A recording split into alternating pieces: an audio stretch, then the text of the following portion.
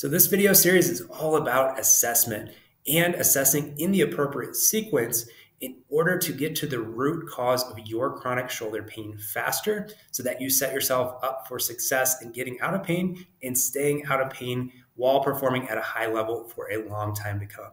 Without appropriate and thorough assessment and assessing movement in the appropriate order, then we are simply guessing with any sort of intervention or treatment that we decide to participate in. So assessment is critical, and assessing movement in the right order is critical in order to resolving your issue for good. When it comes to assessment, I like to take a look at just the global movement first and foremost. Take a look at you performing the lift or the movement that has been giving you trouble, and then just from an overall perspective,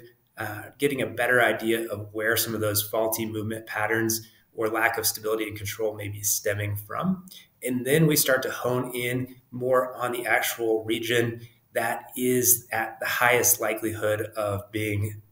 at the root cause of that ongoing shoulder pain. So we'll take a look at just the overall movement, whether it's with an overhead press, an Olympic lift like the snatch or the clean, or more of a static movement like the bench press or the incline bench press. And once we get through looking at that gross movement, then again, we can hone in on specific areas that are at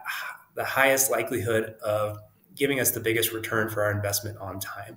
And usually that is then going in and looking at mid-back mobility and control to make sure that we're moving well from the mid-back. Then once we get everything corrected in that area, we can then move on in terms of sequencing to looking at the shoulder blades, see how well they're moving on the rib cage. And then down the line, as long as everything's moving well and controlled through those areas, then we can take a look and